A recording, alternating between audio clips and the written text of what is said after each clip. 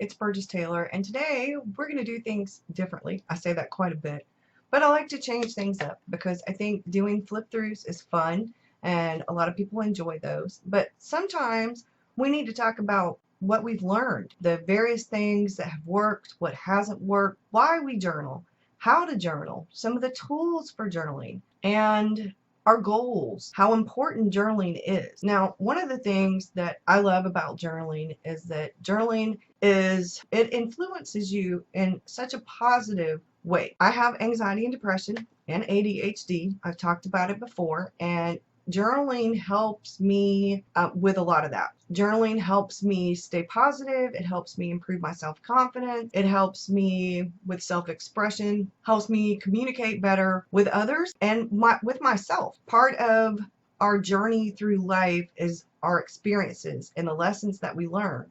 And some of those lessons and those experiences are getting chronicled in my journals in various ways. It took me a good while before I figured out some things. There are other things I am still figuring out, y'all. One of the things that has really been influential for my journey with journaling lately has been this book called The Decorated Page. It is by Gwen Dean. I'm not sure. Here we go. This is what it looks like, so you guys can see it. This is what it says on the inside. Create beautiful, richly meaningful journals and albums from blank books. Not only will you learn to express yourself more creatively on paper, but you'll also open up to new ways of thinking, feeling, observing, and experiencing what's around you.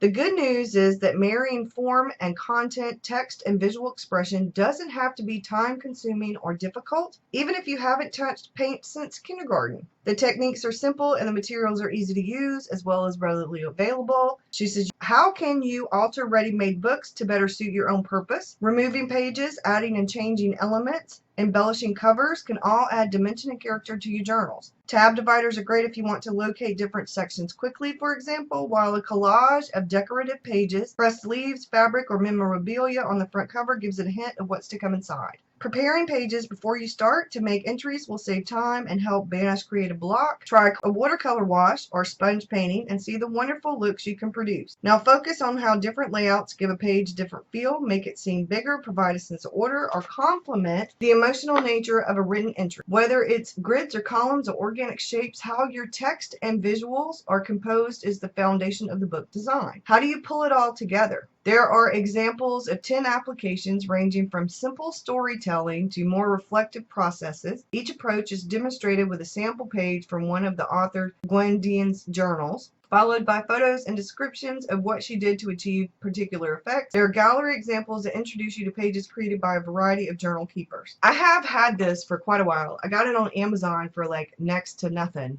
but it is awesome. This month I am trying Jenny Penton's Planner Perfect method for my actual planning. I've showed you this. I have one of her blank inserts that I decorated. So I have things set up in here for my actual planning. For example, this is today's page because this is date night. So I have it set up. I scripted it. I'm still learning how to do that. But I took another one of her blank inserts and I decorated it for the month of August. It has the very, very end of July in here. And I am trying out something new. So I have some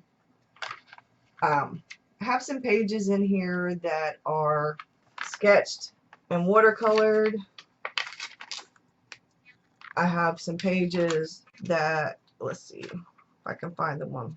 I have some that just have background stuff, and then journaling. That's another background stuff with journaling. And then I have some like this one where I've actually watercolored and things. And then this is today's, which I haven't really done much with because I haven't been home. I was out running errands. I've been pretty much gone for like 3.5, 4 hours, which is why this is going up kind of late and I need to hurry because I don't have a lot of time to get this edited and to get it uploaded. So I'm going to do my very best. I do morning pages most of the time, every morning. I'm also working on Project Me, which I have a video or so about. I will do another one, hopefully Sunday. We'll do another Project Me video. I have written diary style journaling in this one. I don't write in this all the time. I write in this probably once or twice a month because most of the time my morning pages covers a lot of that. If something happens and I want to chronicle it, I'm putting it in there. And then this is my morning pages journal. And I have the Hobonichi and the Fobonichi journals that are in one of my other trifold Traveler's Notebook by Janelle. I have a lot of different things. Like the Hobonichi I use pretty much I'll do like a watercolor of something. I've done a scene out of a Disney book or 3. Just different things. Sometimes I'll find a journal prompt that I like and I'll sketch that out and watercolor. Those make me feel good. Sometimes it's watercolor and a quote. It just depends on what is going on and what I do. I really enjoy doing that. The Fobonichi I was doing and I was chronicling like I am doing in that insert now, so I haven't quite made up my mind. We're already almost a week into August and I haven't really done much in that. I'm trying to figure things out. I have a surprise coming, and then I ordered another 7 Seas Crossfield. I'm realizing I really do like the insert. But I really miss Tomoho River paper. And I'm going to finish out this insert for August, but I think I'm just going to use those inserts for the Planner Perfect method, and the rest of my journaling stuff is going to go in the Crossfield. I have a couple of different Crossfields that I've already started, but I decided, and I'm not wasting paper because I'm going to be using that Tomoho River paper, that other things that are in my other Crossfields and in the Enigma from Taroko Design. The paper is just a little bit different in the Taroko Design, and his Tomoho River paper is just a little bit different. I prefer watercolor and stuff like that. I prefer the 7 Seas. I really do. And the Hobonichi. I don't know, there's just something just a little bit different. I won't be wasting journals because I will every now and again find something that I want to sketch or something that I want to paint or something I want to write down, and I will continue putting stuff in those journals, even if I just end up writing. I really want to use these as keepsakes and things like that. So my process has changed a lot since I first started doing this. When I very first started doing this, this is one of the first ones. And yes, this is a Productive Luddite really big notebook. And I need to fill in some of these pages. Started this in 2015. January of 2015. And I really liked what I was doing with this, but I didn't really like the paper. The paper is great for certain things,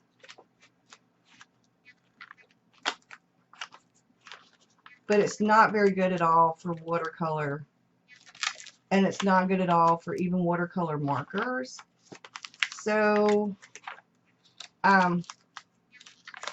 yeah, as you can see, this is going to last me a really long time because every time we have like a family event, go back in and I'll journal about it. So what I'm going to be doing is combining all these different things or working on one day a week, like a certain type of journal. Then in my everyday journal, I'll be doing the regular stuff, but then once a week I'm going to do something like in the family one or in the watercolor one, something like that.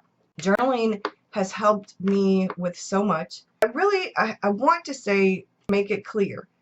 You don't have to have expensive watercolor. You don't have brushes. You don't have to have expensive watercolor palette.